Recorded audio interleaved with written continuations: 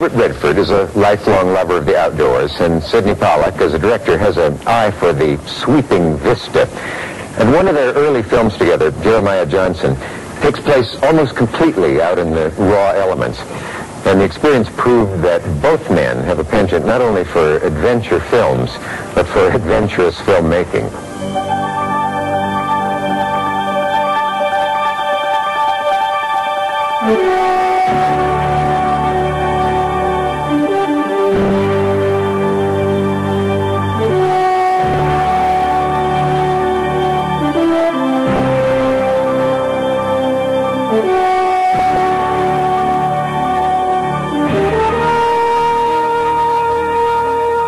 Adventure has always been a part of Robert Redford's film career.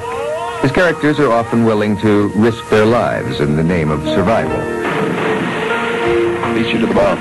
Or willing to live life on the edge, just for the thrill of the chase.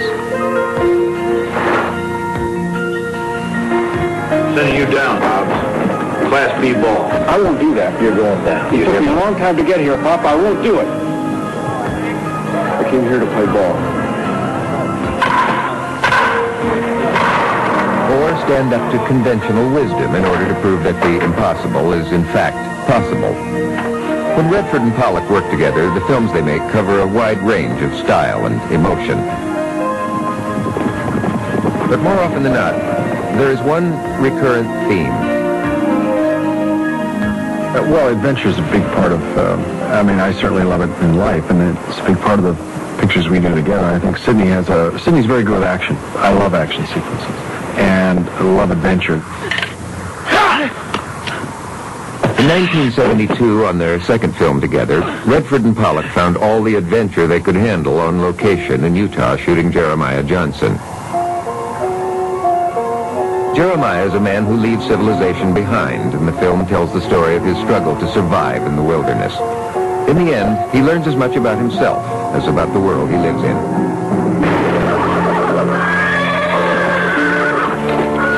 The behind-the-scenes struggle to get Jeremiah Johnson to the screen required an unusual commitment on the part of Pollack. The studio was afraid the film would be too expensive to make on location and felt the budget was more suited to a Hollywood set. But Redford and Pollack were convinced that to convey a sense of realism, they had to utilize the rugged Utah landscape. The problem was convincing the studio they could do it on budget. We offered to put Sidney's house up for collateral. And I'll never forget coming for the meeting with Big Victory saying, hey, he offered as though he could put... So I said, Sidney, great, we're going to go for it. We're going to make it. He said, yeah, my house. Huh? That, in a nutshell, is the story of our relationship. Because I put my house up, we were able to make this picture. The risk paid off. Pollack got to keep his house, but the location proved to be formidable.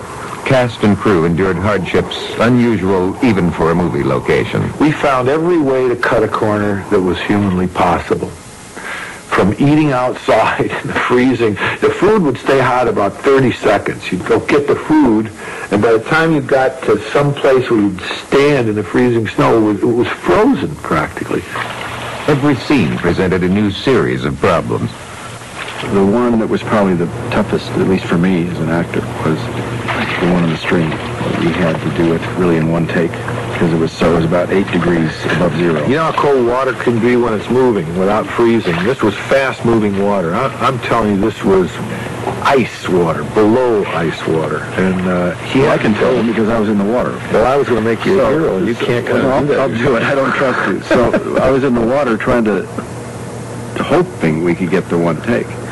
And really about halfway through, I was gone. There wasn't anything I could make work. And then I had to stand and exchange looks with an Indian on a horse. And I could not, thank God I didn't have any dialogue. I could not move my mouth. That was tough, because that was hypothermia time,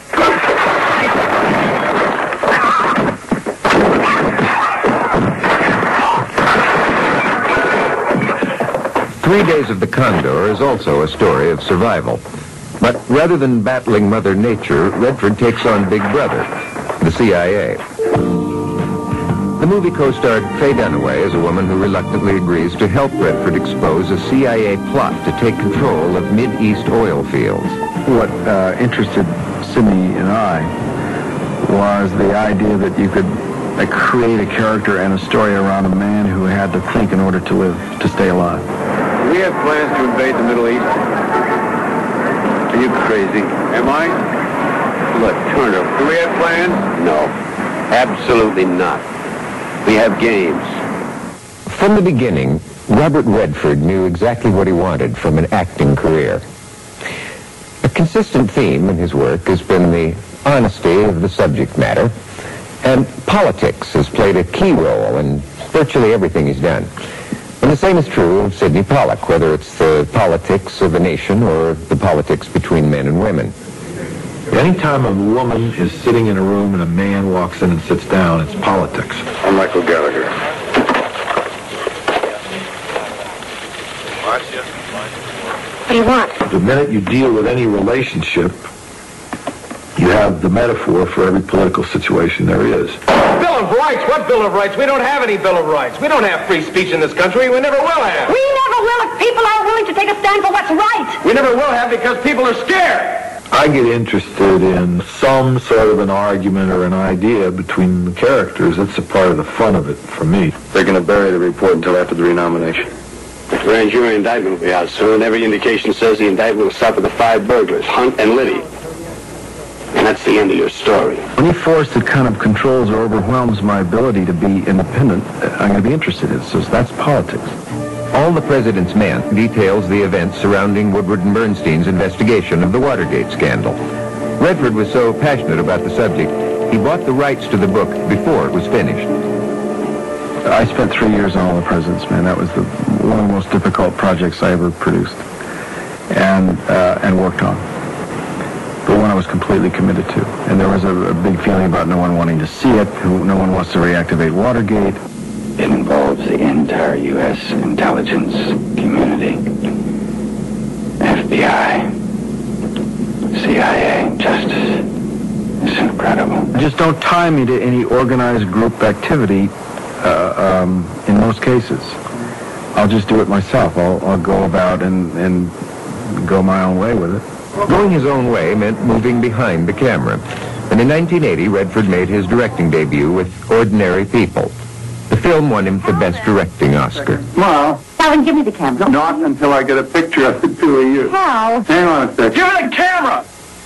Redford continued directing. In 1987, he made a very personal film, The Milagro Beanfield War. Muy bien. My bean field, Nancy. It's not your water.